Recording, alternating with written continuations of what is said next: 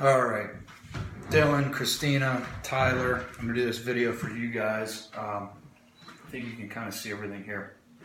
What we're looking at on your squats, most of you, I shouldn't say most of you, most of your squats, the three of you, everything is kind of here. We're holding the bar on our back and you have it over your hips, but the majority of that weight is being held up by my low back.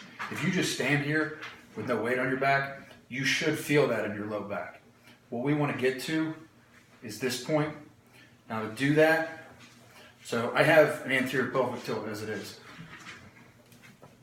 Stripping for you.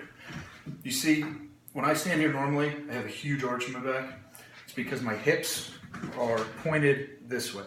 So that creates extra tension on my hamstrings. I've always had tight hamstrings, and my low back takes the brunt of all the work that I do. The good thing is my low back is strong. The bad thing is I'm not using my hamstrings properly when I squat, not using my glutes properly to lock out my deadlifts. So what I'm working on and what you guys need to work on is to get away from this, where you're holding the bar with your ass out. If you arch hard in that position, you can feel your low back tighten up. What I want to get to, I'm doing the same thing. I'm going to pull my hips under, right? To do that, I'm going to squeeze my glutes and squeeze my lower abs. Now at the same time, I got to keep my legs straight. I can't let my quads, I don't want to just get to neutral and let my quads push forward. So again, bars on my back, and I do this before I take it out of the rack. I pull my hips underneath, and then I pull my rib cage down. So see how much flatter my back is now, and it's actually kind of hard for me to breathe in this position because everything is so much tighter, but now I can feel my obliques tighten up as well. So again, from here, pull my hips under. From there, pull my rib cage down. I'm not just going to push it down. Hips under, pull it down. To do that, that's where I'm going to flex mostly my obliques. Again, that Duffin video does a good job of describing that. It's the taking the 2 cylinders of water and one cylinder with water in it and the other cylinder to compress it. You want to take that and fill it through your entire your midsection. So I'm going to push here against my belt, but more importantly, I need to fill this part of the belt. That was one of my big issues before. I think that covers it.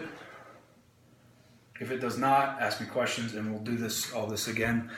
Something else to think about too. Let me see if this works. All right, I'm gonna have to flip the phone over and it might not work the way I want it to. But when I talk about monkey toes, what I'm talking about, I'll do it 2 different ways.